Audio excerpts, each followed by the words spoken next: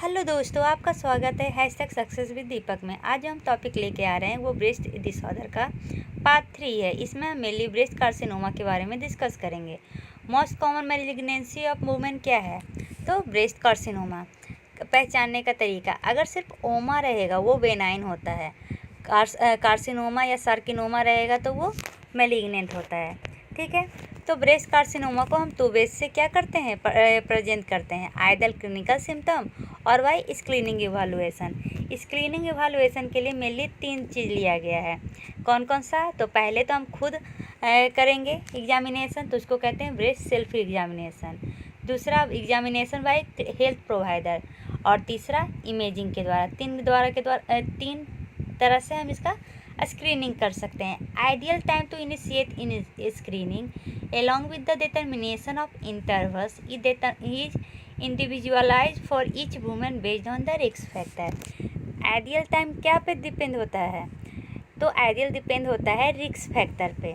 ठीक है, ये नहीं कि ये टाइम आइडियल है, ये जैसा रिस्क फैक्टर है उसके अनुसार आइडियल टाइम होता है बेस्ट स्क्रीनिंग के लिए। ठीक है, अब epidemiology and risk for breast carcinoma. Breast cancer continue to be most commonly diagnosed cancer in the women. ये breast cancer most commonly diagnosed होता है।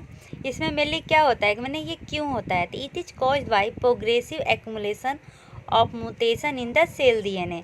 ये ज़्यादा म्यूटेशन हो जाता है सेल डीएनए में, उसके कारण ये कैंसर होता है। ठीक है, अब रिस्क फैक्टर क्या है? The relative risk is the risk compare with subject in an exposed group to the subject in a comparison or non expose group.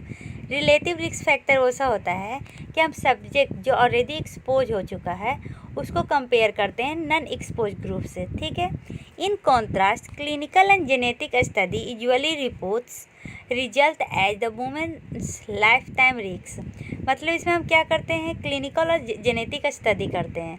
The risk of the developing or dying from disease over the course of one's life time, और ये देखते हैं कि कितने percentage इस risk के कारण women मर रही है, मर रहे हैं। ठीक है, मतलब रिलेटिव रिस्क क्या होता है? तो रिलेटिव रिस्क में हम देखते हैं कि कौन सा एक्सपोज्ड है और कौन सा नॉन एक्सपोज्ड है, उसमें कंपैरिजन करते हैं, क्लिनिकल और जेनेटिक स्टडी करते हैं और परसेंटेज ऑफ मोर्टेलिटी चेक करते हैं। ठीक है, जैसे कि example BRCA mutation causes a 10 times increase in relative risk and up to an 85% lifetime risk।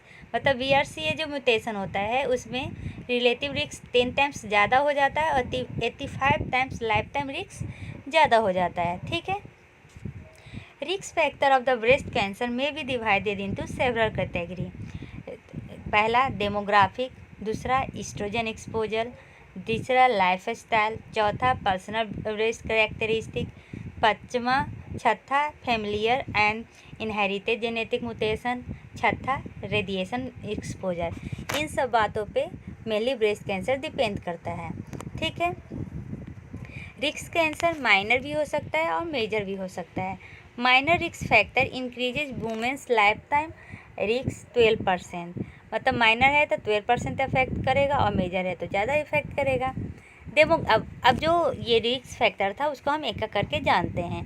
Demographic में क्या? तो age continues the most and strongest risk factor for the developing breast cancer. सबसे ज़्यादा अगर पूछेगा स्ट्रॉन्गेस्ट रिस्क फैक्टर क्या है तो एज है। ठीक है, risk of breast carcinoma increases directly with age. मतलब जैसे जैसे क्या आपका एज ज़्यादा होगा ब्रेस्ट कार्सिनोमा के चांसेस ज़्यादा होंगे। ठीक है, मतलब कि मेनली ये 70 ईयर्स ओल्ड और उससे ज़्यादा ओल्डर पीपल में ये ज़्यादा होने के चांसेस होते हैं। देखिए ये रिस्क फैक्टर है, ये अभी पढ़ा था। जैसे कि एज रेयर अराउंड 30 साल से कम लोगों में ये रेयरली होता है। ये मेनली 6 और 8 डिकेड में होता है। जियोग्राफिक में तो ये मेनली वेस्टर्न कंट्री में ज़्यादा होता है, वाइट पीपल में ज़्यादा होता है। Estrogen exposure minor, age of menarche मतलब यंगर देन 12 ईयर ओल्ड और ओल्डर देन 30 ईयर ओल्ड में ये मेनली क्या होता है, कम होता है। अल्कोहल यूज करने में डोज रिलेटेड पे डिपेंड करता है, ये सब फैक्टर पे ये डिपेंड करता है। ठीक है, देखिए अब पूरा टेबल तो याद कर नहीं सकते हैं, इफ़ आपको मन होगा तो याद कीजिएगा। क्या कह रहा है, incident of breast cancer varies based on geographic religion. अभी पढ़ा था ना, जैसे कि वेस्टर्न कंट्री में ज़्यादा होता है, गोरे लोगों को ज़्यादा होता है काले लोगों की अपेक्षा। ये डेमोग्राफिक है, उसका क्वालिफिकेशन है।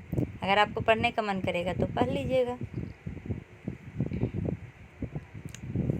अब क्या है, कह रहा है estrogen related exposure, breast cancer risk is increase with high endogenous estrogen level. मतलब कि ईस्ट्रोजन लेवल अगर ज़्यादा होगा तो ब्रेस्ट कैंसर ज़्यादा होगा, बहुत प्री मेनोपॉजल में, तो मेंस्ट्रुएशन से पहले और मेंस्ट्रुएशन के बाद।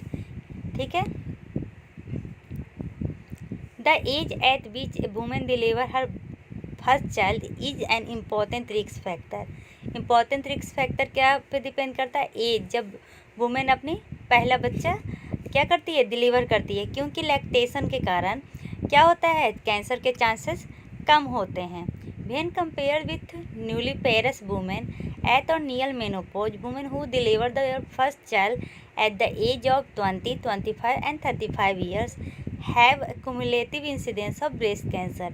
मतलब कह रहा है जो वुमेन 20, 25 और 35 साल पे क्या पहला बच्चा डिलीवर करती है, उसको ब्रेस्ट कैंसर किस एज में होता है, 70 एज में होता है। ठीक है, women with menarche at and after 15 years of age compare with the menarche before the age of 13 years they are less likely to develop estrogen receptor positive breast cancer. मतलब कि मिनार्की जिसको 15 साल या उसके बाद होता है, अगर उसको कंपेयर करेंगे जिसको मिनार्की 13 साल से पहले हो रहा है, तो उसमें लेस लाइकली डेवलप्ड होगा ER positive.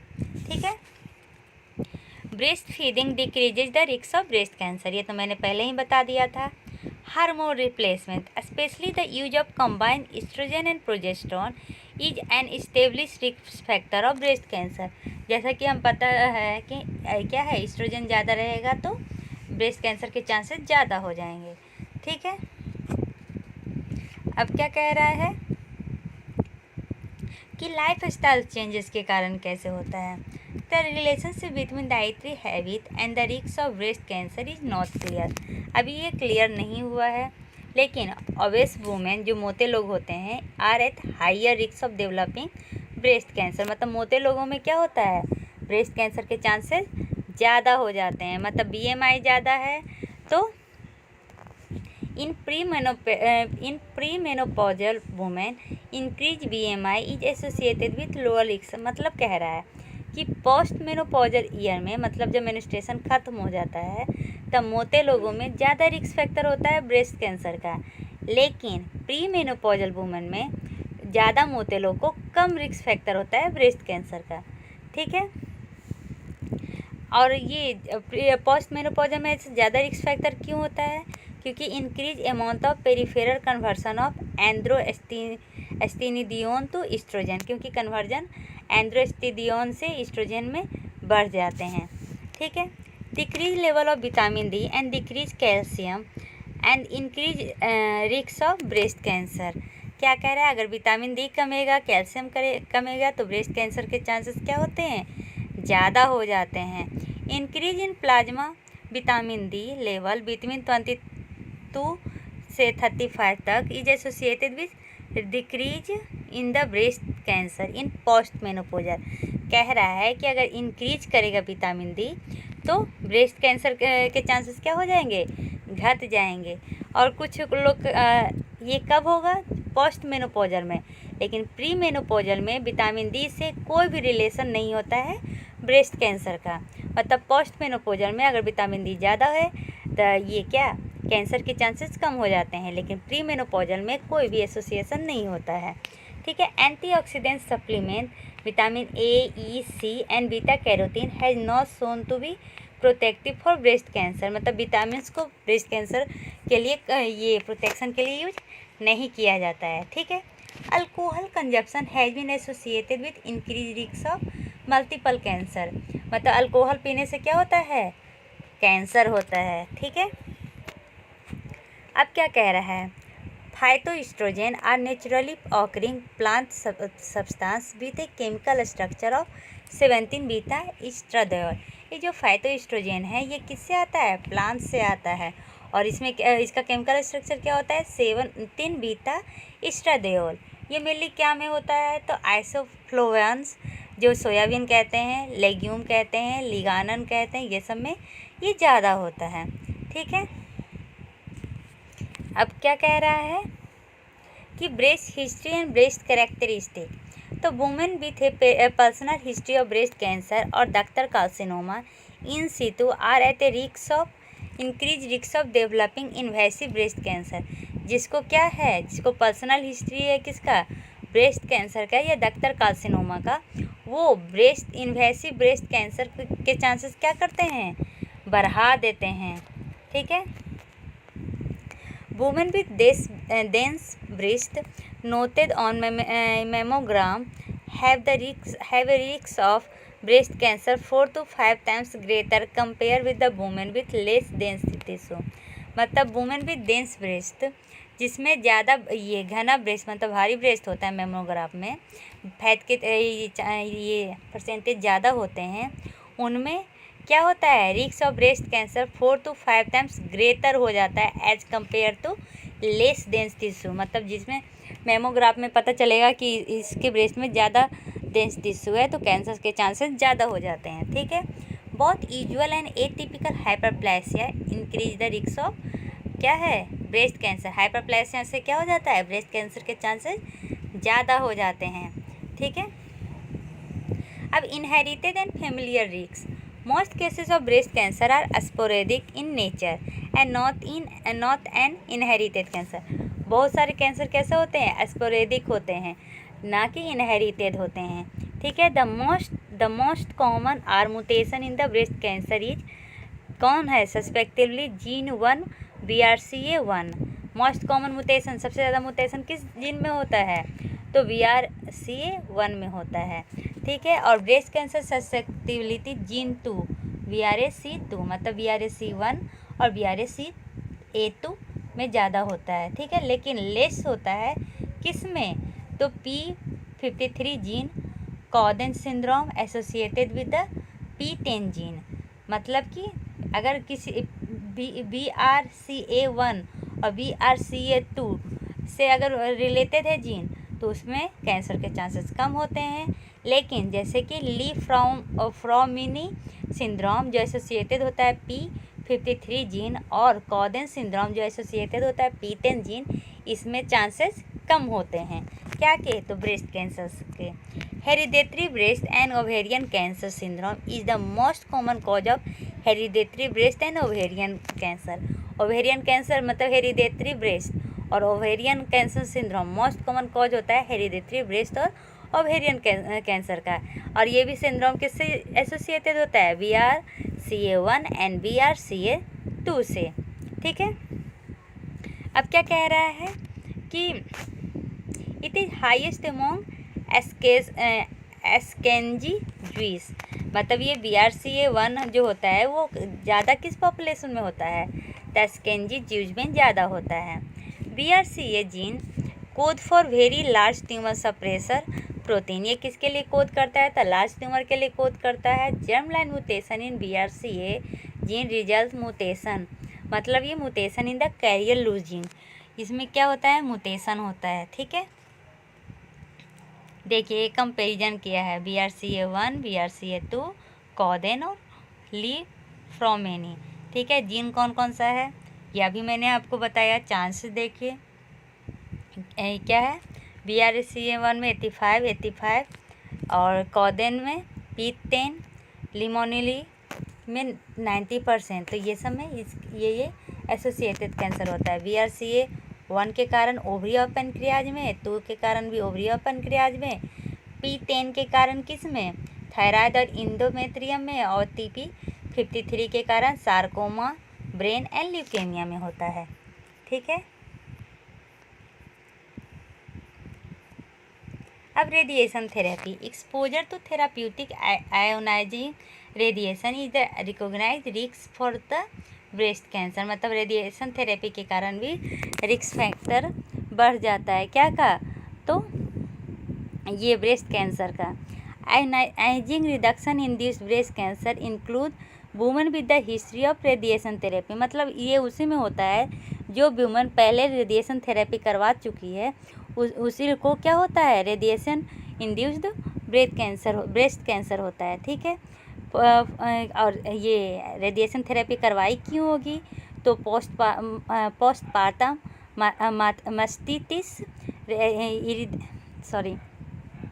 Irradiation of the thymus in infancy और मल्टीपल फ्लोरोस्कोपिक एग्जामिनेशन के लिए मेनली ट्रीटमेंट होता है। और ये ट्रीटमेंट रेडिएशन जो इंड्यूस ट्रीटमेंट होता है ये मेनली ट्यूबरकुलोसिस के लिए होता है। तो जो ये सब करवाया हुआ है उसमें रेडिएशन इंड्यूस ब्रेस्ट कैंसर होने के चांसेस ज़्यादा होते हैं। Women at highest risk from radiation exposure for those who already, मतलब बच्चे में जिसको चाइल्डहुड में ही जिसको मैलिग्नेंसी हो गया है उसमें चांसेस ज़्यादा हो जाते हैं। ठीक है, the risk factor that influence women chances of developing a malignancy are multifactorial, मतलब बहुत से फैक्टर हो सकते हैं जिसके कारण क्या होता है, रिस्क फैक्टर हो सकता है। ठीक है, major factor that increase the relative risk greater than 2 times normal and minor. अच्छा, मेजर फैक्टर किसको कहते हैं, जिसके कारण ये जो कैंसर हो गया है वो 2 बार से ज़्यादा हो गया है। और माइनर किसको कहते हैं, तो माइनर वही कि जो एक बार हुआ हो या बहुत ये ज़्यादा अफेक्ट नहीं किया हो। ठीक है, अब ये ब्रेस्ट कैंसर को और भी 3 लेवल में डिवाइड किया गया है, एवरेज, मॉडरेट, हाई। ठीक है, ये सारे नीचे पढ़ेंगे, देखिए एवरेज, मॉडरेट, हाई, ठीक है, और वेरी हाई। तो एवरेज में 12% चांसेस होते हैं डेथ के, मॉडरेटी में 12 से 15, हाई में 15 से 20 और वेरी हाई में ग्रेटर देन 20। ठीक है, तो स्क्रीनिंग कब होता है, एवरेज के लिए स्क्रीनिंग होता है, ईयरली एग्जामिनेशन किया जाता है और mammogram at the age of 40। ठीक है, मॉडरेट के लिए ईयरली होता है at the age of 40, high के लिए भी ईयरली होता है at the age of 40 after क्या, केमो प्रिवेंशन। और वेरी हाई में एवरी 6 मंथ पे होता है, एमआरआई करवाना पड़ता है और ये डिपेंड करता है उस वुमेन पे। ठीक है, for women with mantle radiation, अगर मेंटल रेडिएशन हुआ है तो imaging should be begin at the age of 30 and 8 years after the radiation is finished, मतलब इमेजिंग करेंगे 30 years पे और जब रेडिएशन फिनिश हो जाए उसके 8 साल बाद हम ये करेंगे और उसको केमो प्रिवेंशन करेंगे। ठीक है, अब क्या है, the most widely available and accepted tool is the breast cancer risk assessment tool. बोला जाएगा ना कि हम किसके थ्योरी को सबसे ज़्यादा मानने, तो हो गया breast cancer risk assessment tool को सबसे ज़्यादा हम मानते हैं, जो डेवलप्ड किया गया है डॉक्टर मिचेल गेर के द्वारा और मेनली नाम किस मॉडल के नाम से जाना जाता है, तो गेल मॉडल से नाम से जाना जाता है। ठीक है, अब क्या है, updated recommendation are as follow. अब रिकमेंडेशन क्या है, तो रूटीन स्क्रीनिंग करवाना है, कब, तो at the age of 50, routine screening करवाना है एट द एज ऑफ 24, और क्या करवाना है, स्क्रीनिंग मेमोग्राफ करवाना है एवरी 2 years पे, और रिकमेंडेड किया जाता है कि वो ब्रेस्ट को सेल्फ एग्जामिनेशन करना सीखे। ठीक है, ये सब मेनली स्क्रीनिंग अपडेटेड क्या है, रिकमेंडेशन है किसके लिए, तो वुमेंस के लिए जिसको ब्रेस्ट कैंसर के चांसेस होते हैं। मेनली मेमोग्राफी कब स्टार्ट होता है, तो एट द एज ऑफ 40। ठीक है, और ACOG के अनुसार मेमोग्राफी एवरी 1 to 2 years पे करवाना चाहिए, किसको होता है, जब 40 से 49 years ओल्ड वुमेन को, और mammography screening mammography mainly every year करवाना चाहिए 50 साल या उससे ओल्डर पीपल को। ठीक है, मतलब कह रहा है कि 40 से 50 साल के बीच में 1 या 2 ईयर पे हमेशा करवाते रहना चाहिए, लेकिन अगर 50 साल से ज़्यादा हो जाए तो 1 ईयर में ज़रूर एक बार मेमोग्राफी करवाना चाहिए। ठीक है, तो आप देते रिकमेंडेशन के अनुसार रेगुलर स्क्रीनिंग कब से चालू कर देना चाहिए, तो 45 years पर एनुअल स्क्रीनिंग 45 से 54 तक। और वुमेन हु इज जो 55 साल और उससे ज़्यादा हो गई है उसको बाइनियल स्क्रीनिंग करवाना चाहिए, और जो वुमेन जिसका एज 40 से 44 साल के बीच में है उसमें एनुअल स्क्रीनिंग करना चाहिए। और मेमोग्राफी कब से करवाना चाहिए, तो 40 साल से करवाना चाहिए, और इससे क्या होता है, लाइफ एक्सपेक्टेंसी 10 साल बढ़ जाता है। ठीक है, अब इसका ट्रीटमेंट तो क्या कह रहा है, तमोक्सिफेन और raloxifene both selective oestrogen receptor modulator are proved option that can decrease the risk of breast cancer. Breast cancer के लिए हम कौन सा ड्रग्स देते हैं, तो तमोक्सिफेन और लेरोक्सिफेन। ठीक है, tamoxifen block the effect of endogenous oestrogen. Tamoxifen क्या करता है, एस्ट्रोजन के इफेक्ट को कम कर देता है, जिसके कारण ब्रेस्ट कैंसर के चांसेस कम हो जाते हैं। Tamoxifen reduce the incidence of breast cancer, ये मैंने पहले ही बता दिया। ठीक है, raloxifene was approved by Food and Drug Administration, मतलब फदा के द्वारा ये मेनली क्या हुआ है, इम्प्रूव किया गया है। क्या किया गया, ये इम्प्रूव किया गया है। ठीक है, अब एक दूसरा ड्रग्स क्या है, द एरोमेटेज इनहिबिटर। ये मेनली किसको करता है, तो ये अल्टरनेटिव होता है ACRM for post menopausal women के लिए। ठीक है, कौन सा है, तो एरोमेटेज इनहिबिटर, ये भी दिया जाता है ब्रेस्ट कैंसर में। तो इसमें क्या, अब अगला कौन सा है जो हम देते हैं, तो सर्जिकल प्रोफाइलेक्सिस करते हैं। क्या, सर्जिकल प्रोफाइलेक्सिस, स्टार्टिंग में हम सर्जरी कर देते हैं तो ये चांसेस कम हो जाता है। ठीक है, अब क्या कह रहा है, डिटेक्शन एंड डायग्नोसिस। तो classical sign of breast carcinoma, classical sign क्या होता है ब्रेस्ट कार्सिनोमा का, तो वो मेनली क्या होता है, अकेले होता है, सोलिटरी होता है, सॉलिड होता है, इमूवेबल होता है, डोमिनेंट ब्रेस्ट मास होता है विथ इरेगुलर बाउंड्री। ये किसका है, तो कार्सिनोमा का है। और ये बेनाइन का तो मैंने आपको पहले ही बता दिया था। ठीक है, अब क्या कह रहा है, axillary adenopathy is the potential sign of more advance locoregional disease. Locoregional disease में कहाँ पे सबसे ज़्यादा आता है, तो एक्सिलरी एडिनोपैथी में।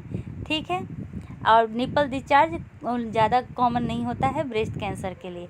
तो हम फाइंडिंग कैसे करते हैं, तो फाइंडिंग के लिए देखिए मैंने टिक लगाया है।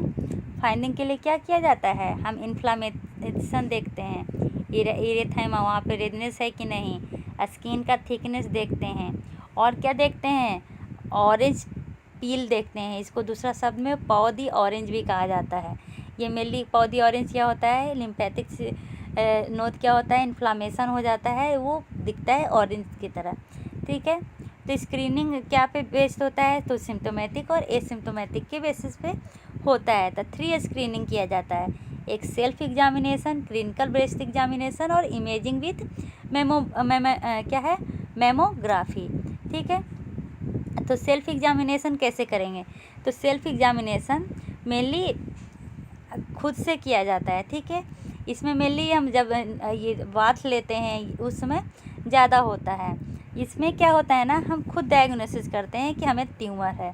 तो डायग्नोसिस करते कब हैं, तो देखिए जब प्री मेनोपॉज, ये डायग्नोसिस का बेस्ट टाइम कब होता है, तो आफ्टर द मेनिस्ट्रेशन। ठीक है, कुछ दिन के बाद। क्यों, क्योंकि मेनिस्ट्रेशन के समय में कभी कभी क्या होता है, हार्मोनल चेंजेस में ये इदीमा हो जाता है। इसलिए कहा जाता है कि जब मेनिस्ट्रेशन ख़त्म हो जाए उसके कुछ दिन के बाद हमें ये चेक करना चाहिए। ठीक है, और कब, तो post menopausal women who had already hysterectomy should be instructed to perform BSc। जिसको ऑलरेडी हिस्टेरेक्टोमी हो चुका है उनको क्या करना चाहिए, खुद बेस्ट स्क्रीनिंग एग्जामिनेशन करना चाहिए, सेल्फ एग्जामिनेशन। ठीक है, तो ये मेनली कैसे होता है, तो ये सुपाइन पोजीशन में होगा या प्राइट पोजीशन, मतलब सोकर होगा, पीठ के बल सो के होगा, या स्ट्रेट खड़ा होने पे होगा। ठीक है, breast changes that women should be aware, women को पता रहना चाहिए कि होना क्या है। तो लंप या मासेज दिखेंगे, स्वेलिंग रहेगा, निपल में एबनॉर्मलिटी जाएगा, या स्किन इरिटेशन और डिम्पलिंग आएगा। ठीक है, तो ये अलग अलग प्रेशर पे, एक लाइट प्रेशर देने पे पता चलता है, या मीडियम या फिल्म। ठीक है, तो हम क्या 3 मिडिल फिंगर यूज करते हैं, और उसको क्या करते हैं, क्लॉकवाइज एक्सेलरी टेल से क्या करते हैं, एग्जामिन स्टार्ट करते हैं, और फिर निपल से नीचे होते हुए तक फिर से एक्सिलरी तक ले जाते हैं। ठीक है, इसको कहते हैं अप टू डाउन पैटर्न। इससे हम क्या करते हैं, सेल्फ एग्जामिन करते हैं। क्लिनिकल ब्रेस्ट एग्जामिनेशन कैसे किया जाता है, तो clinical breast examination physical examination mammography के अनुसार किया जाएगा, और नहीं तो देखिए दिखाती हूँ। पल्पेशन टेक्निक से मेनली किया जाता है। तो पल्पेशन टेक्निक में क्या होता है, complete breast examination involve inspection and palpitation of the breast. ठीक है, क्या होता है कंप्लीट एग्जामिनेशन में हम क्या करेंगे, इंस्पेक्ट करेंगे और क्या करेंगे, पल्पेट करेंगे, सिटिंग पोजीशन में या सुपाइन पोजीशन में। Initially in the sitting position with the patient arm at her side the clinical observe the contour symmetry and vascular pattern of the breast. Sitting position में ये clinician क्या करते हैं, तो देखते हैं सिमेट्री है कि नहीं, वेस्कुलर पैटर्न कैसा है, इरिटेशन तो नहीं हो रहा है, रिट्रैक्शन तो नहीं है, और इदीमा है कि नहीं है, ये सब मेनली क्या होता है, चेक किया जाता है। ठीक है, the patient is next asked to rise her arm.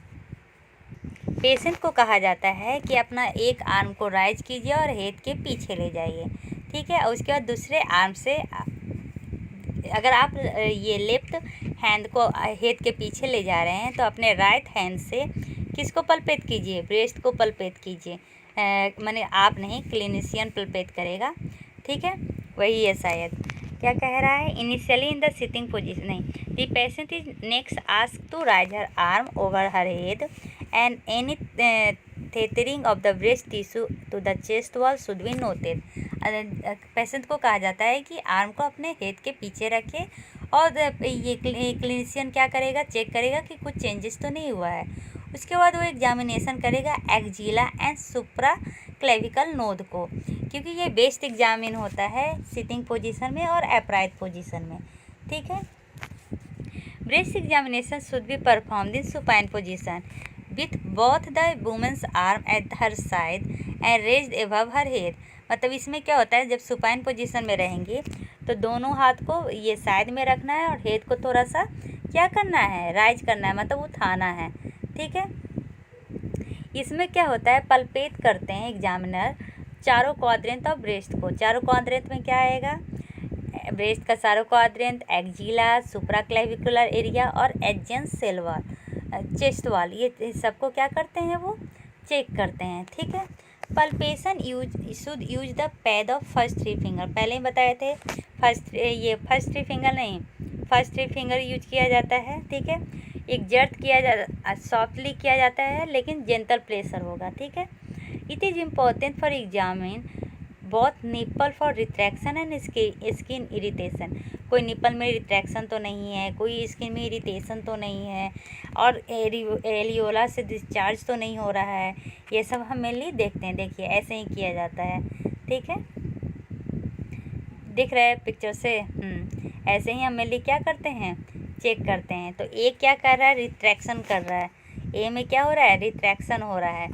B में क्या हो रहा है, पौधी ऑरेंज को देखा जा रहा है, मतलब कि वहाँ देख रहे हैं कि यहाँ पर कोई इन्फ्लामेशन तो नहीं है लिम्फ नोड में। सी में क्या है, retraction of the right nipple, और डी में क्या है, retraction of the left nipple. ठीक है, अब आपको समझ में आ गया होगा। अब दूसरा क्या है, मेमोग्राफी। ये सबसे हम क्या करते हैं, स्क्रीनिंग करते हैं। तो बेस्ट सबसे अच्छा कौन सा होता है, तो मेमोग्राफी होता है। ठीक है, screening mammography is the primary imaging technique for the breast cancer. ये तो हमें पता ही है। ये मेनली इसमें दो व्यू होता है, एक स्टैंडर्ड व्यू, एक supplementary view. The mediolateral, oblique view and craniocaudal view, मतलब 4 होते हैं इसमें व्यू। कौन कौन सा, तो 2 ग्रुप में बांटा जाता है, स्टैंडर्ड व्यू और सप्लीमेंट्री व्यू में। ठीक है, मेडियोलेटरल व्यू, मेडियोलेटरल ऑब्लिक व्यू और क्रेनियोकॉडल व्यू आर 2 स्टैंडर्ड प्रोजेक्शन। ठीक है, ये जो दोनों व्यू है, कौन सा, स्टैंडर्ड व्यू और सप्लीमेंट्री व्यू, इसको मेनली 2 ग्रुप में डिवाइड किया है, मेमोग्राफिक व्यू को। और मेडियोलेटरल व्यू, जिसको एमएलओ और सीसी व्यू किया गया है कहते हैं, ये क्या है, 2 स्टैंडर्ड प्रोजेक्शन है स्क्रीनिंग टेस्ट के लिए। MLO view is important projection होता है किसके लिए, तो greatest amount of breast tissue को देखने के लिए। It is the only view that include all the upper quadrant and axillary tail. MLO view से ही हमें पता चलता है कि ब्रेस्ट में कितना टिश्यू है, और इससे ये पता चलता है कि अपर क्वाड्रेंट में और एक्सिलरी टेल में क्या क्या आता है। ये सब किसके अंदर देखा जाता है, एमएलओ व्यू के अंदर देखा जाता है। Amount of visual pectoral muscle भी हम किस में देखते हैं, पेक्टोरल मसल भी हम एमएलओ व्यू में देखते हैं, जिससे हमें ये अनुमान लगता है कि कितना ब्रेस्ट टिश्यू है। ठीक है, अब क्या है सीसी व्यू। सीसी व्यू में हम क्या एग्जामिन करते हैं, तो एक्सटर्नल लेटरल पोर्शन को एग्जामिन करते हैं ब्रेस्ट का, और किसको करते हैं, तो रेट्रो मेमेली फैट टिश्यू को, जिसको क्या कहते हैं, कासियानेक्स बैग। इसको देखते हैं। पेक्टोरल मसल पोस्टीरियर एज के ये किसको, पेक्टोरल मसल को देखते हैं और निप्पल को देखते हैं। ठीक है, एबनॉर्मलिटीज में हम क्या क्या नोट करते हैं, कोई कैल्सिफिकेशन तो नहीं है, कोई मासेस तो नहीं है, कोई एसिमेट्री तो नहीं है, और आर्किटेक्चरल डिस्टॉर्शन को हम देखते हैं। ठीक है, और the most specific mammography feature of malignancy क्या है, the focal mass with spiculated margin. ये क्या है, मोस्ट इम्पॉर्टेंट फीचर है मेलिग्नेंसी का। माइक्रो कैल्सिफिकेशन का रेंज क्या होता है, 0.1 से 1 mm इन डायमीटर होता है। ठीक है, अगर ये एक जगह 2 से 5 और उससे ज़्यादा रहा तो उसको क्लस्टर कहते हैं। ठीक है, cluster micro calcification is associated with, अगर क्लस्टर माइक्रो कैल्सिफिकेशन है तो उससे क्या होगा, इंट्राडक्टल कैल्सिफिकेशन होगा। ठीक है, linear branching microcalcification have higher predictive value. अब क्या कह रहा है कि देयर आर 6 असेसमेंट कैटेगरी। कितने असेसमेंट कैटेगरी होते हैं, तो 6। 0 में क्या होता है, incomplete assessment and therefore require additional evaluation. इसलिए इमेजिंग, मतलब 0 में क्या होता है, कोई भी अच्छा से इनकम्प्लीट असेसमेंट होता है, इसलिए इमेजिंग भी करना पड़ता है। 1 और 2 नॉन मैलिग्नेंट होता है। 3 कैटेगरी क्या होता है, वेनाइन होता है। 4 और 5 क्या होता है, तो इसमें बायोप्सी की ज़रूरत होती है। 6 क्या होता है, मैलिग्नेंसी। देखिए उसमें पिक्चर्स में लिखा हुआ है। ठीक है, 0 1 2 3 4 5 तक है। यहाँ पे 5 क्या है, BI-RAD classification of mammography lesson है। ठीक है, अब डिजिटल मेमोग्राफी एक टेक्निक है जिसके द्वारा हम रेडियोलॉजिक इमेज यूज करते हैं और डिटेक्ट करते हैं ब्रेस्ट कैंसर को। ठीक है, अब क्या है, मैग्नेटिक रेजोनेंस इमेजिंग, ये अनदर इमेजिंग है जिससे हम डिटेक्ट करते हैं ब्रेस्ट कैंसर के। MRI does not use ionising radiation, तो ये अच्छा होता है। MRI कब अच्छा होता है, जब वुमेन प्रेग्नेंट होती है, क्योंकि इसमें आयोनाइजिंग रेडिएशन नहीं होता है। ठीक है, अल्ट्रासाउंड भी यूज होता है इमेजिंग के लिए। It should not be use by itself as a screening tool in average risk women. Average risk women में ये ज़्यादा यूज नहीं होता है।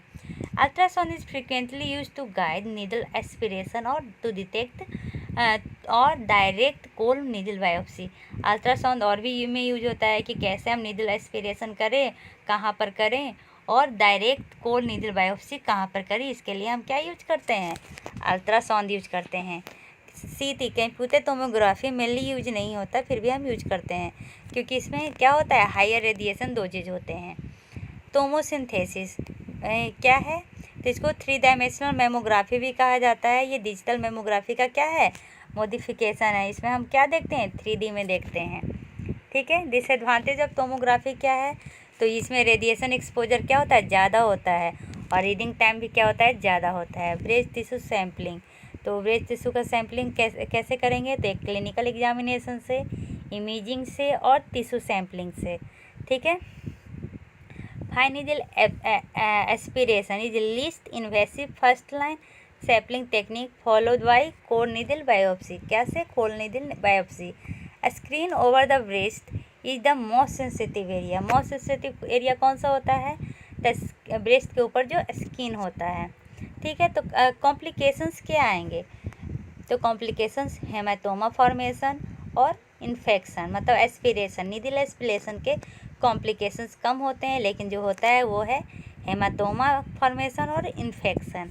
ठीक है, अब क्या है, कोर नीडल बायोप्सी और एक्सिशनल बायोप्सी, ये ज़्यादा यूज होता है फन्ना से। ठीक है, कोर नीडल बायोप्सी में हम कैसा ये इंजेक्शन यूज करते हैं, 9 to 14 गॉज का। ठीक है, क्लासिफिकेशन, कार्सिनोमा का क्लासिफिकेशन कैसे हुआ है, तो बेस्ड ऑन क्या पे बेस है, तो in the epithelium of the collecting duct, जिसको दक्तल कहते हैं, या टर्मिनल लोबुलर डक्ट, जिसको लोबुलर कहते हैं। इसके अनुसार हम क्या किए हैं, इसको क्लासिफाई किए हैं। ठीक है, तो जिसको पहला क्या है, डक्टल कार्सिनोमा इन सितु, ये नॉन इन्वेसिव लेसन है in which cerebral abnormalities limited by the basement membrane. ये क्या है, नॉन इन्वेसिव लेसन है और इसमें जो एब्नॉर्मलिटीज है वो बेसमेंट मेम्ब्रेन तक ही रहता है। डायग्नोसिस कैसे करते हैं, तक कोर नीडल बायोप्सी से। ठीक है, हिस्टोलॉजिक डायग्नोसिस कैसे होता है, तो ductal carcinoma in situ include heterogeneous group of tumour with varying malignant potential. मतलब इसमें हम क्या देखते हैं, तो डक्टल कार्सिनोमा इन सितु देखते हैं जिसमें हेट्रोजीनस ग्रुप ऑफ ट्यूमर देखा जाता है। ठीक है, classification is based on architecture और पैटर्न, क्या क्या, तकोमीदो, माइक्रोपेपिलरी, सेलिब्री फॉर्म और सोलिड, इस पे ये क्या किया जाता है, क्लासिफिकेशन किया जाता है। ट्यूमर ग्रेड कैसा होता है, तो हाई, इंटरमीडिएट और लो। ठीक है, और क्या देखा जाता है, नेक्रोसिस है कि नहीं है। गोल क्या होता है ट्रीटमेंट का, तो इन्वेसिव कैंसर से बचाने का। ट्रीटमेंट अप्रोच क्या होता है, तो सर्जरी, रेडिएशन थेरेपी और एडजुसेंट इंडोक्राइन थेरेपी। मैसेक्टोमी इज एक क्यूरिटी, मैसेक्टोमी भी हम यूज कर सकते हैं। केमोथेरेपी में हम क्या यूज़ कर सकते हैं, ACRM या एरोमेटेज इनहिबिटर यूज कर सकते हैं। ठीक है, दूसरा है लोबुलर कार्सिनोमा। लोबुलर कार्सिनोमा भी नॉन इन्वेसिव है, लेकिन ये कहाँ पाया जाता है, लोबुल्स में पाया जाता है। ठीक है, डक्टल कहाँ पाया जाता था, बेसमेंट मेम्ब्रेन पे, लोबुलर लोब्यूल्स में। ठीक है, ये मेनली 5% पीपल में होता है। अब आया इनफिल्ट्रेटिंग और इन्वेसिव डक्टल कार्सिनोमा। ये इन्वेसिव, वो दोनों जो था वो नॉन इन्वेसिव था, लेकिन ये इन्वेसिव है और मोस्ट कॉमन ब्रेस्ट मेलिग्नेंसी होता है 70% लोगों में। डक्टल कार्सिनोमा इन सितु, ये बेसमेंट मेम्ब्रेन में होता था, नॉन इन्वेसिव था, 20% लोगों में होता था। लोबुलर नॉन इन्वेसिव था, 5% लोगों में होता था। इनफिल्ट्रेटिंग और invasive ductal carcinoma most common होता है क्योंकि ये 70% लोगों में होता है और इन्वेसिव होता है। ठीक है, the degree of fibrous response due to invading malignant cell responsible for film palpable mass, radiographic density और टेक्सचर। इनफिल्ट्रेटिव लोबुलर कार्सिनोमा ये 15% लोगों में होता है और सेकेंड मोस्ट कॉमन टाइप है। ठीक है, हिस्टोलॉजिक सब डिवीजन में हम क्या देखेंगे, तो इनफिल्ट्रेटिंग लोबुल देखेंगे, स्मॉल सेल, रॉन सेल और सिंगल सेल कार्सिनोमा देखेंगे। ठीक है, और क्या है, तो इन्फ्लामेटरी ब्रेस्ट कैंसर, तो ये रेयर होता है, कितने परसेंट में होता है, 1 से 5% में होता है। ठीक है, ये मेनली स्टेज 3 और स्टेज 4 में होता है। ठीक है, ब्रेस्ट इसमें क्या होता है, फिर्म होता है, वार्म होता है, इनलार्ज होता है, थिक होता है, इरेथेमस होता है, पौधी ऑरेंज स्किन हो जाता है। ठीक है, पेजेड डिजिट 1 से 3% लोगों में होता है। इसमें क्या होता है, एक्जिमा और डर्मेटाइटिस होते हैं। ठीक है, निप्पल में क्लिनिकल पिक्चर क्या है, तस्केली लॉ अल्सरेटेड लेशन होता है इसमें। ठीक है, इसमें हम कौन सा बायोप्सी करते हैं, तो पंच बायोप्सी करते हैं जिसमें फुल थिकनेस लिया जाता है वेज ऑफ द निप्पल। ठीक है, इंट्राएपिथेलियल एडिनोकार्सिनोमा सेल नोट किया जाता है। अब जीनोमिक क्या है, प्रोफाइलिंग, तो ट्रीटमेंट ऑफ ब्रेस्ट कैंसर क्या पे डिपेंड करता है, तो हिस्टोलॉजी पे डिपेंड करता है, एक्सिलरी नोड स्टेटस पे, ट्यूमर साइज पे, रिसेप्टर पैटर्न पे और ग्रेड ऑफ डिफ्रेंशिएशन, ये सब पे ये डिपेंड करता है। ठीक है, जो लेक्टिफेरस डक्ट है ना, उसके 2 लेयर होते हैं, इनर लेयर क्लोजेस्ट होता है ल्यूमन का और आउटर लेयर क्लोजेस्ट होता है बेसमेंट मेम्ब्रेन का। ठीक है, जो इसको डिवाइड किया गया है ल्यूमिनल ए और ल्यूमिनल बी में। ल्यूमिनल ए जो होता है ना, वो 40% ब्रेस्ट कैंसर में होता है और ये मेनली लो ग्रेड का होता है, बेस्ट प्रोग्नोसिस होता है, ईस्ट्रोजन एंड प्रोजेस्टेरोन रिसेप्टर क्या होता है, पॉजिटिव होता है, मतलब कि बेस्ट प्रोग्नोसिस होता है। ल्यूमिनल ए लो ग्रेड का होता है, ER क्या होता है, पॉजिटिव होता है और हर क्या होता है, हर तो निगेटिव होता है। ये मेनली ओल्डर वुमेन में पाया जाता है। और लुमिनल बी ये 20% लोगों में होता है, ये ज़्यादा एग्रेसिव बिहेवियर का होता है। और इसमें हर क्या है, HER over expression of HER two होता है। और क्या होता है, तो इसमें P53 जीन पॉजिटिव आते हैं। ठीक है। थर्ड सब टाइप है हर इनरिच्ड, ये 10 to 15% में होता है। ठीक है, इसमें हर ज़्यादा होता है। और P53 क्या होता है, द ट्यूमर इज यूजुअली, जो हर डिजीज है, हर इनरिच्ड है, उसमें ER क्या होता है, निगेटिव होता है, हाई ग्रेड होता है। और P53 क्या होता है, हाई रेट में होता है। बेसल सब टाइप, इसमें क्या होता है, BRCA1 ज़्यादा होता है और ये 95% होता है। फिफ्थ क्या है, ब्रेस्ट कैंसर को कौन सा है, क्लॉडिन लो ट्यूमर, इसमें क्या ये 10% लोगों में होता है। इसमें क्या होता है, ट्रिपल रिसेप्टर क्या होते हैं, निगेटिव होता है। मतलब कि एस्ट्रोजन, प्रोजेस्टेरोन और हर तीनों क्या होता है, निगेटिव होता है। ठीक है। तो मैनेजमेंट कैसे करेंगे, तो मैनेजमेंट करेंगे, लोकल डिजीज को हम ट्रीट करेंगे सर्जरी, रेडिएशन थेरेपी और बहुत सिस्टमेटिक डिजीज़ को chemotherapy, endocrine therapy, biological therapy और कॉम्बिनेशन में। ठीक है।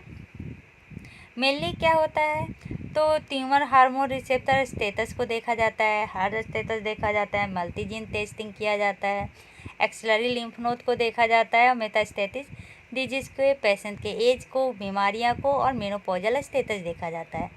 प्राइमरी ऑर्गेनिज्म क्या पे डिपेंड करता है, तो ट्यूमर के स्टेज पे। ट्यूमर का स्टेजिंग किस पे होता है, तो TNM पे। तब TNM क्या है, तो TNM के बारे में यहाँ पे ये देखिए, पहले ये देखते हैं expression type, luminal A, luminal B, HERs, basal और नॉर्मल ब्रेस्ट। ये मेनली अभी आपको मैंने पढ़ाया था। ठीक है। अब ट्यूमर स्टेजिंग, तो TNM का फुल फॉर्म होता है, T से होता है ट्यूमर, N से होता है नोड, M से होता है मेटास्टेटिस। ट्यूमर को हम कितने भाग में किए हैं, TX, T0, Ts, T1, T1A, T1B, T1C, T2, T3, T4, T4A, T4B, T4C, T4D। तो इतना अगर आपको मन करेगा तो याद कर लीजिएगा। देख रहे हैं आप पिक्चर में। लिम्फ नोड को क्या से डिवाइड किया गया है, तो लिम्फ नोड को NX, N0, N1, M2 और N3 इतने पार्ट में डिवाइड किया गया। मेटास्टेटिस को MX, M0, M1। और इसको अगर ज़्यादा याद करना है तो आप याद कर लीजिएगा। स्टेजिंग कैसे किया गया है, तो 0, 1, 2 को AB, 3 को AB और 4 देख लीजिए, मैं तो नहीं याद करने वाले। सर्जिकल ट्रीटमेंट में साइज पे डिपेंड करता है और क्या पे डिपेंड करता है, तो विरुलेंसी पे डिपेंड करता है, प्रेजेंस ऑफ एस्ट्रोजन, प्रोजेस्टेरोन और हर्स रिसेप्टर पे डिपेंड करता है। क्योंकि यही क्या है कि मेडिकल फैक्टर होते हैं इस डिसीजन के लिए कि सर्जरी करना है कि नहीं करना है। अब क्या कह रहा है, लोको रीजनल ट्रीटमेंट में हम क्या देखते हैं, तो स्टेज 1, 2A, 2B और T3N1 MO देखते हैं। ठीक है। मेनली क्या होता है, तो देखिए मिनिमल ब्रेस्ट कैंसर में 92% कंजर्वेशन थेरेपी करते हैं और 9% रेडिकल और मॉडिफाइड रेडिकल। ठीक है। स्टेज 1 में 98% और इधर 80%, स्टेज 2 में 73 और इधर 65। ठीक है। Breast biopsy, breast conservation therapy भी किया जाता है मेनली स्टेज 1 और स्टेज 2 के लिए। ठीक है। सर्जिकल एक्सिलरी स्टेजिंग किया जाता है स्टेज 1, 2A, 2B, 3A। ठीक है। तो क्या है, sentinel lymph node mapping and resection recommended किसके लिए होता है, तो निगेटिव एक्सिला जिसका 1, 2A, 2B और 3A, इसके लिए हम क्या करते हैं, सेंटिनल नोड बायोप्सी करते हैं। ठीक है। अब क्या कह रहा है, SLN कहते किसको हैं, तो SLN the surgeon can identify the first set of regional lymph node that receive lymphatic drainage from the tumour, और इसलिए उसको कहते हैं सेंटिनल लिम्फ नोड। ठीक है। ये मेनली this node can be removed and axillary dissection can be deleted if they are negative. अगर निगेटिव है तो ये लोग को रिमूव कर दिया जाएगा। ठीक है। ALN का फुल फॉर्म क्या होता है, एक्सिलरी लिम्फ नोड। SLN का फुल फॉर्म तो सेंटिनल लिम्फ नोड। दोनों में डिफरेंसेस क्या होते हैं, पता नहीं, लिखा हुआ नहीं है। अब क्या कह रहा है, obesity and smoking increase the risk of wound healing. ठीक है, ये क्या स्मोकिंग और ओबेसिटी के कारण क्या होता है, वुंड हीलिंग के रिस्क फैक्टर ज़्यादा कम हो जाते हैं। ठीक है, post mastectomy reconstruction, surgical breast conserving mastectomy या वे क्या है, पोस्ट मेसेक्टोमी रिकंस्ट्रक्शन। इसमें मेनली कौन कौन सा यूज किया जाता है टेक्निक, तो transverse rectus abdominis flap, deep inferior epigastric perforator, gluteus maximus myocutaneous flap, latissimus dorsi flap reconstruction. ये सब हम क्या करते हैं, टेक्निक यूज करते हैं। और कौन सा टेक्निक, तो ट्रांसवर्स अपर ग्रासिलिस फ्लैप। इतने सारे टेक्निक इसमें यूज किया जाता है। ठीक है, रेडिएशन थेरेपी भी।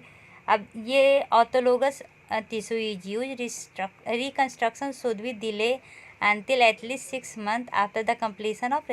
ये अगर रेडिएशन थेरेपी किए हैं तो 6 मंथ तक कम से कम ये क्या है, आप ना प्रेग्नेंट होइए, ना लैक्टेशन करवाइए, और ना ही ये रिकंस्ट्रक्शन करवाइए। ठीक है, रेडिएशन थेरेपी ये mainly treated with breast conserving therapy में, मतलब ये रेडिएशन थेरेपी किसके साथ किया जाता है, तो ब्रेस्ट कंजर्विंग थेरेपी के साथ किया जाता है मेनली।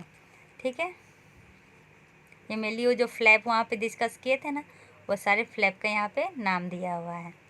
ठीक है, women with positive axillary lymph node after mastectomy and axillary lymphadenectomy are also the candidate of क्या है, ब्रेस्ट रेडिएशन थेरेपी। कौन सा है ब्रेस्ट रेडिएशन थेरेपी के लिए कैंडिडेट, जिसको एक्सिलरी लिम्फ नोड पॉजिटिव हो चुका है आफ्टर मेसेक्टोमी और एक्सिलरी लिम्फ एडिनोटोमी हो चुका है, उनमें ब्रेस्ट रेडिएशन थेरेपी किया जाता है। मेडिकल थेरेपी तो ड्रग्स तो मेनली दिया ही जाएगा। ठीक है, अब क्या कह रहा है, हार्मोनल थेरेपी तो ईआर किया जाएगा। तो रिसेप्टर स्टेटस में चेंज आफ्टर रेडियोथेरेपी और केमोथेरेपी। या क्या है, ईस्ट्रोजन रिसेप्टर का 2 टाइप होता है, ईआर अल्फ़ा और ईआर बीटा। ईआर अल्फ़ा ज़्यादा समझा जाता है, ईआर बीटा मेनली मैलिग्नेंसी में रोल करते हैं। ठीक है, ER alpha mainly laboratory test में किया जाता है, ईआर बीटा मैलिग्नेंसी के लिए। ट्यूमर म्यूटेट और ये metastasise the estrogen of the expression of ER decreases. Tumour रहेगा या मेटास्टेटिस रहेगा तो ईआर क्या हो जाएंगे, कम हो जाएंगे। Hormonal therapy become less effective in controlling disease. PR positive sign show beta differentiation and greater response to hormonal therapy. ER क्या है, हार्मोनल थेरेपी के लिए कम यूज होता है, ज़्यादा यूज कौन सा होता है, PR होता है। Progesterone receptor are often lost as tumour metastasis. ये क्या होता है, तो लॉस्ट हो जाता है ट्यूमर मेटास्टेसिस में। Luminal type A receptor positive tumour are usually better differentiated. ठीक है, ये अगर ER पॉजिटिव रहेगा तो 60% ऑफ ब्रेस्ट कैंसर किससे थेरेपी होगा, तो हार्मोनल थेरेपी से। अगर 80% है तो बोथ ईस्ट्रोजन एंड प्रोजेस्टेरोन से। ठीक है, अगर ईस्ट्रोजन निगेटिव रहा तो 10% होता है हार्मोनल से, मतलब कि ER पे डिपेंड करता है। अगर 60% रहा तो हार्मोनल थेरेपी करेंगे, 80% रहा तो दोनों से करेंगे, 10% रहा तो कम चांसेस है। ठीक है, hormonal therapy is effective in producing a response for approximately 1 year. 1 year के लिए मेनली यूज होता है, और इसके साथ टैमोक्सिफेन दिया जाता है। ठीक है, tamoxifen has a greatest effect on post menopausal women, ये पहले ही मैंने बता दिया था। ठीक है, और उसके बाद एरोमेटेज इनहिबिटर दिया जाता है।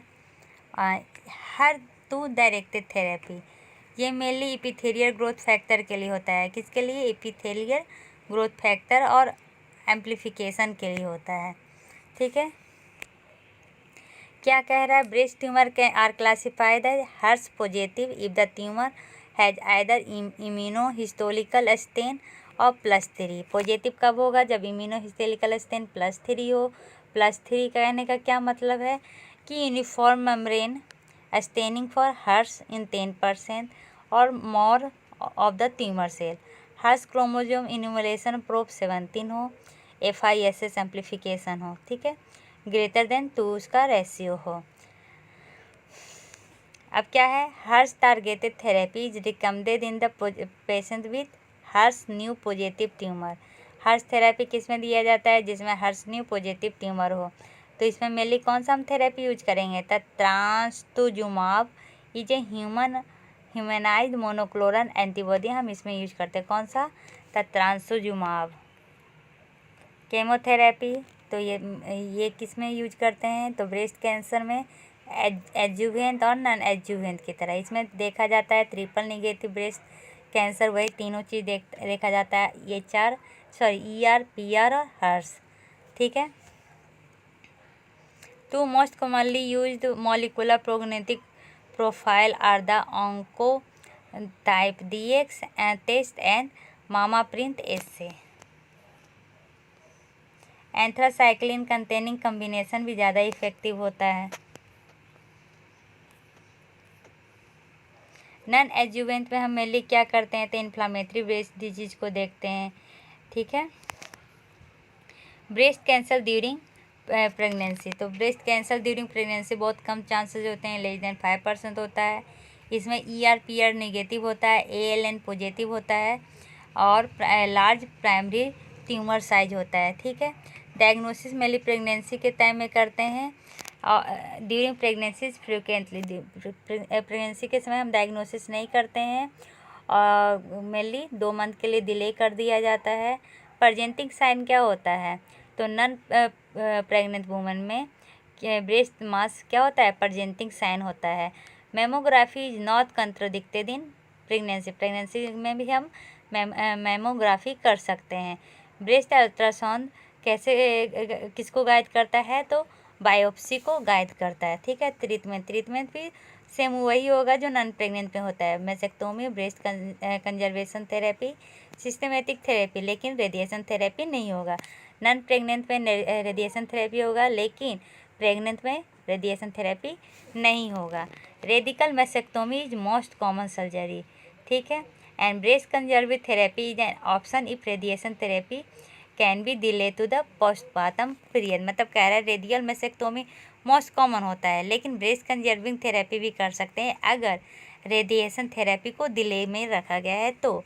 SLN मेनली क्या होता है इस समय, तो रेडियो लेवल्ड सल्फर कोलाइड होता है। यूज ऑफ ब्लू डाई कंट्राडिक्टेड होते हैं प्रेगनेंसी में। कौन सा कंट्राडिक्टेड होता है, use of blue die. Systematic chemotherapy में हम क्या करते हैं कि फर्स्ट ट्राइमेस्टर में हम सिस्टमेटिक केमोथेरेपी नहीं दे सकते हैं, और कब, तो 35 वीक, आफ्टर 35 वीक और within 3 week of delivery. Last के 3 वीक में हमें नहीं देना है, कब, फर्स्ट ट्राइमेस्टर में और लास्ट के 3 वीक में, ठीक है।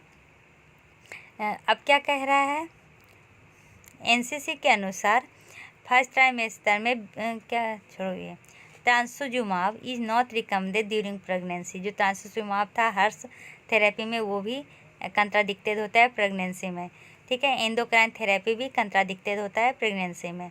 तो ये प्रेगनेंसी में कंट्राडिक्टेड होता है एक्सेप्ट मेमोग्राफी, ठीक है। सर्विलेंस में नहीं है। मैंने अब की पॉइंट ये लास्ट है, समरी है, ठीक है। ब्रेस्ट डेंसिटी से ही पता चलता है, अगर ज़्यादा ब्रेस्ट डेंसिटी होगा तो इंक्रीज ऑफ मेलिग्नेंसी ज़्यादा होगा। Lymph drainage of the breast usually flow towards the most adjacent group of node, ठीक है। तो एक्सिलरी लिम्फ नोड के अनुसार हमें पता चलता है, ठीक है। अब क्या कह रहा है, fibroadenomas most common benign tumour है। Cyclic bilateral breast pain most classic symptom होता है किसका, तो फिब्रोसाइटिक ब्रेस्ट चेंजेस का। साइन कौन कौन सा है, तो increase in Goldman density of the breast, excessive nodularity, rapid change and fluctuation in the size of cystic area, increase tenderness, ये क्या होता है, मेनली साइन होता है, ठीक है। लैक्टेशनल मैस्टिटिस कॉमनली ऑकर होता है फर्स्ट प्रेगनेंसी में during the first 6 week of breastfeeding, क्या, लैक्टेशनल मैस्टिटिस, ठीक है। इसी के साथ ये चैप्टर समाप्त होती है। एक चीज़ और, इंट्राडक्टल पेपिलियोमा और fibrocystic changes 2 most common cause होता है किसको, तो spontaneous non milky nipple discharge के लिए। इसी के साथ ये चैप्टर समाप्त होता है, नहीं होता है। Initial size of breast carcinoma is the single best predictor of the positive axillary node.